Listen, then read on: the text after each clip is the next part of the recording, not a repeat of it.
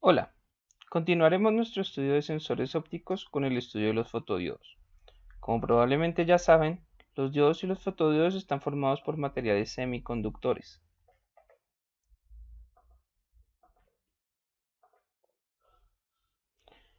por lo cual es necesario comprender mejor este tipo de materiales. Pero, ¿qué es un semiconductor? Si tomamos cualquier material, suponiendo que este tiene una forma rectangular,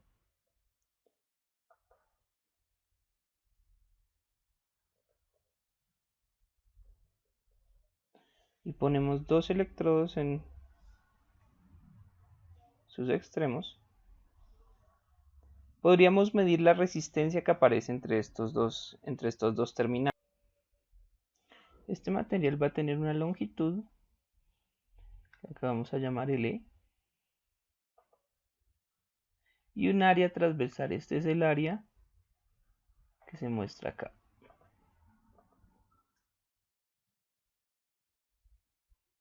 Área. Por lo tanto, su resistencia, la resistencia entre los dos terminales del material, va a ser proporcional a la longitud, lo cual quiere decir que a mayor longitud, mayor va a ser la resistencia del material y va a ser inversamente proporcional al área. La constante de proporcionalidad para que esto se vuelva una igualdad la llamaremos ρ, que es una letra del alfabeto griego, y se conoce como la resistividad del material. Esta resistividad es una propiedad intrínseca del material y viene en unidades de ohmios metro. Esta ecuación de la resistencia viene una perspectiva macroscópica del material. ¿Qué quiere decir esto?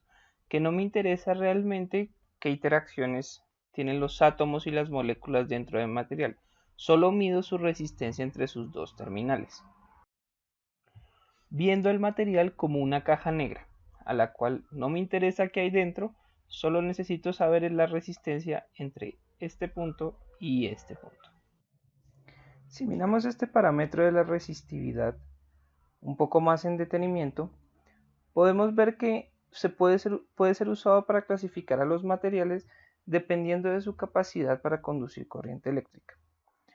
Esto, si cambiamos de material, este parámetro puede variar de forma dramática. Esto lo podemos ver mejor con una gráfica. Hacia arriba están los parámetros mayores de ρ. Si graficamos esto, vemos que algunos conductores, por ejemplo el aluminio, el platino, el cobre, la plata, tienen una resistividad en el rango de 10 a la menos 8 ohms por metro.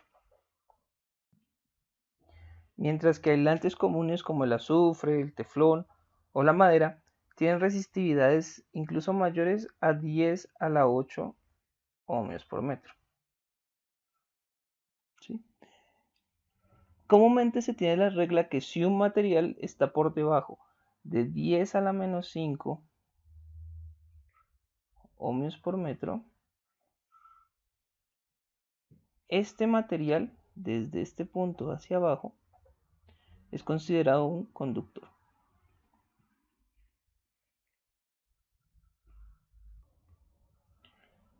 Y si el material en cuestión tiene una resistividad por encima de 10 a la 3 o 10 a la 4,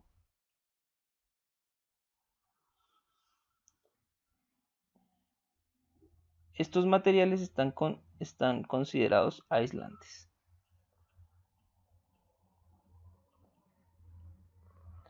Si está en este rango, entre 10 a la 3 y 10 a la 4 y 10 a la menos 5, aquí es donde se sitúan los semiconductores.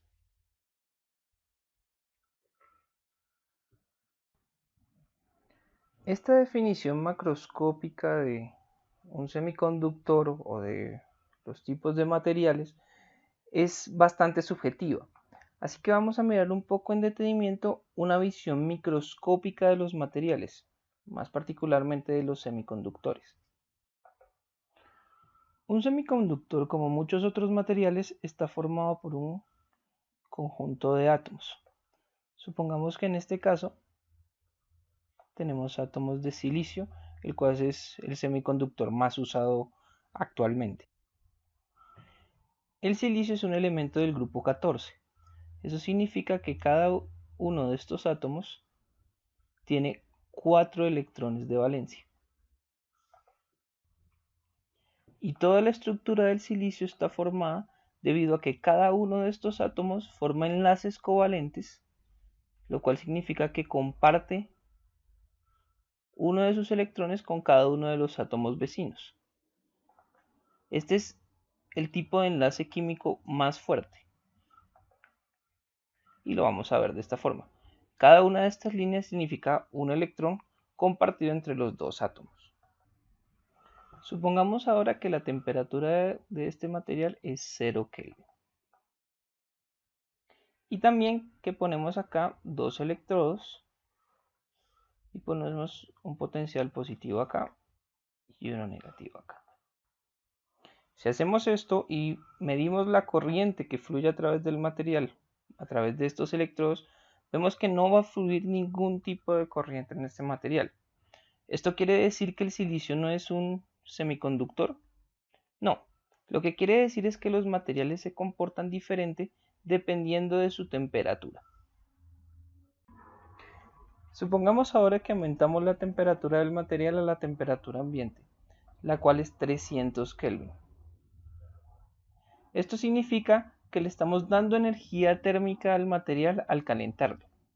Esta energía térmica es capaz de romper algunos de los enlaces covalentes que forma el silicio, lo cual deja libres electrones para que se muevan dentro del material. Y con el voltaje entre sus terminales aparecerá una corriente debida al movimiento de estos electrones, los cuales si tenemos esta polaridad se van a mover en esta dirección. Cabe señalar que esta corriente aparece debido al aumento de la energía térmica que libera a estos electrones para que se puedan mover dentro de este material y por lo tanto puedan ser, digamos, portadores de la corriente que fluye en el material. Siendo más precisos, dicha corriente no solo se debe a los electrones liberados mediante el aumento de energía térmica. Cuando uno de estos electrones se libera, queda una zona en la que estoy notando acá, queda una zona en el espacio cargada positivamente. Esto debido a que pues tenía una carga neutra cuando el electrón estaba en el enlace, pero pues ahora el electrón salió del... Esta zona cargada positivamente también puede moverse a lo largo del material. Esto sucede si un electrón vecino es liberado de su enlace covalente y ese electrón entra a llenar el enlace anteriormente roto por este electrón que se liberó. Entonces, realmente podríamos decir que esta zona de carga positiva, ¿sí?, se movió a este lado. Realmente estas zonas de cargas positivas se mueven hacia el potencial negativo del voltaje aplicado. A esta zona de carga positiva, la cual puede moverse a través del material, la vamos a llamar hueco y es tratado como si fuera una partícula parecida a los electrones, solo que con carga positiva, ¿sí? Y obviamente esta partícula o este hueco que se crea en el espacio también aporta al flujo de corriente en el material. Hasta ahora hemos visto que la conducción de corriente en los materiales, más específicamente los semiconductores, depende de la temperatura a la cual esté el material. Pero esto no hace que estos semiconductores o estos materiales sean útiles en la industria actual. Lo que realmente destaca a los semiconductores es que estos materiales pueden ser modificados mediante un proceso conocido como dopado. El dopado de un material semiconductor consiste en agregarle impurezas, las cuales son átomos de materiales diferentes en este caso, el silicio. Por ejemplo, estos materiales son el boro, el fósforo o el arsénico. El boro es un material del grupo 13, lo cual significa que tiene 3 electrones de valencia. Y el fósforo y el arsénico son materiales del grupo 15, lo cual significa que tiene 5 electrones de valencia. Veamos qué pasa cuando un material puro como el silicio que vemos acá es dopado con impurezas de boro. Cabe señalar que este material puro, ¿sí?, es denominado material intrínseco. Es un sinónimo de que no tiene ningún tipo de dopado.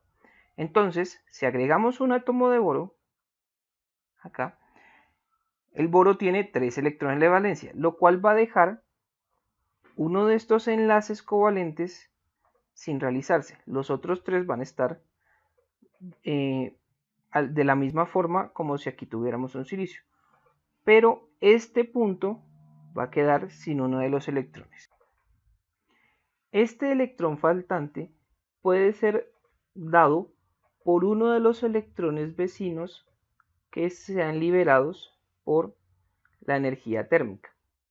Por lo tanto, al rellenar este enlace faltante, esto parecería como si tuviéramos un hueco, el cual puede moverse desde este punto hasta este enlace. Cuando este enlace es llenado por uno de los electrones vecinos, todo este átomo de boro queda cargado negativamente, debido a que ahora tiene un electrón más comparado con los protones que tiene en el núcleo. Entonces, a este átomo cargado negativamente, el cual no se puede mover a través del material, es llamado un ion. En este caso, un ion negativo. Cabe también observar que a todo este material va a tener una concentración mayor de huecos que de electrones libres. Acá no se generó un electrón debido a que ya el átomo de boro tenía, digámoslo así, un hueco por llenar. A este tipo de materiales se llaman semiconductores tipo P. A diferencia de cuando se utiliza boro, cuando se utiliza un material del grupo 15, supongamos en este caso que utilizamos fósforo, el cual tiene 5 electrones de valencia, o sea que acá hay un electrón extra, ¿sí?, que tiene este átomo, ¿sí? Este electrón puede ser liberado muy fácilmente de la atracción de su átomo de fósforo y puede aportar al flujo de corriente en el material. Como en el caso del boro, cuando este electrón sale del átomo, ¿sí?, o es liberado, el átomo de fósforo queda ionizado, en este caso positivamente, debido a que pierde uno de sus electrones. Este material, en el cual tiene más electrones que huecos, es denominado un material tipo N.